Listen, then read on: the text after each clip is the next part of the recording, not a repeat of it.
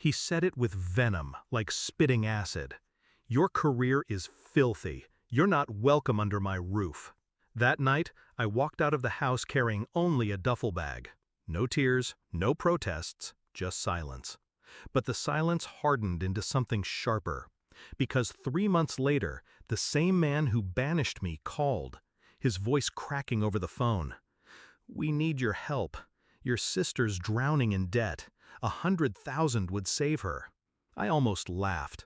The same sister who joined him in mocking me, sneering at the work I'd built from nothing. The same girl who called me a disgrace while my father slammed the door in my face. Now they needed me? And that was the moment I decided they'd pay. Not in money, but in something far more permanent.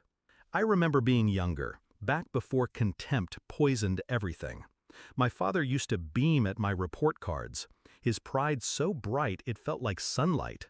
My sister, Anna, clung to me like a shadow, begging me to teach her things, share my secrets.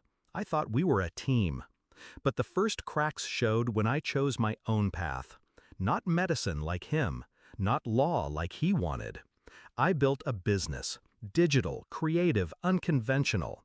The kind of career no one in my family respected until it started making real money. Even then, it wasn't pride I saw in his eyes, it was disgust, as though success only counted if it fit his mold. Anna followed his lead, her loyalty bought by approval.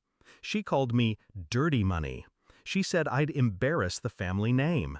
And then, the day he kicked me out, she cheered. That was the night I buried my old self. The betrayal taught me to watch patterns. Words didn't matter, actions did.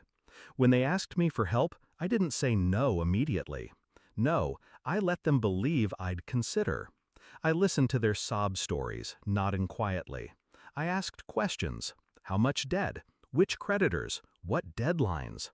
They thought my silence meant hope. But all I was doing was mapping their weakness. I found out Anna wasn't just in debt.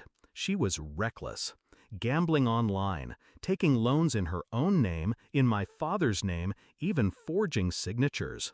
My father's retirement was already gone, swallowed by her addiction. They weren't asking for $100,000 to save her. They were asking for $100,000 to keep their entire facade from collapsing. That knowledge tasted sweet. Because while they begged, I prepared. First move, I bought the debt. Quietly, anonymously, through a third party. Every dollar Anna owed, to the credit sharks, to the banks, became mine. Second move, I watched.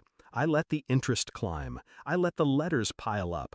I let the phone calls shake their nerves at dinner. Third move, I made sure they saw me thriving. The filthy career? It had built me an empire. Press features, luxury addresses, invitations they weren't part of. They pretended not to notice, but envy is hard to hide.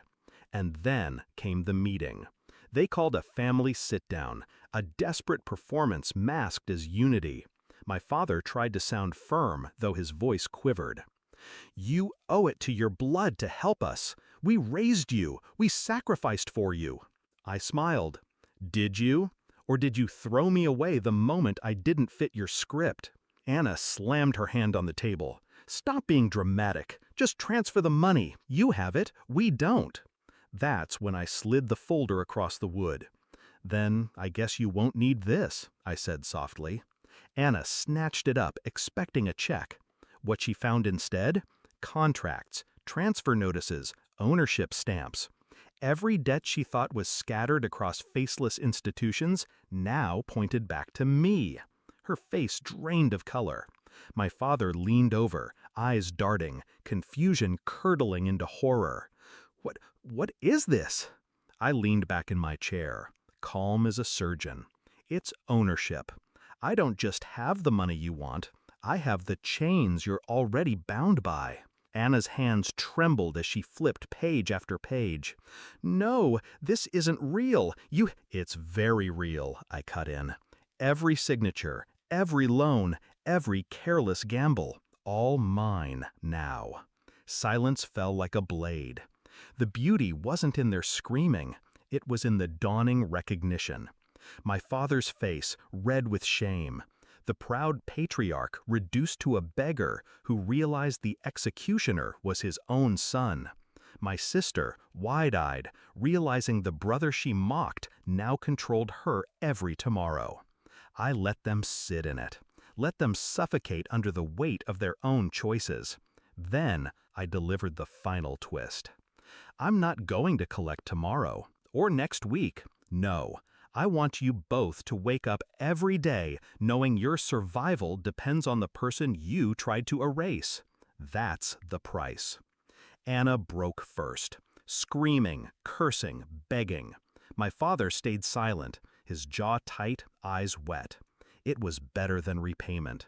Now, when they call, I let it ring.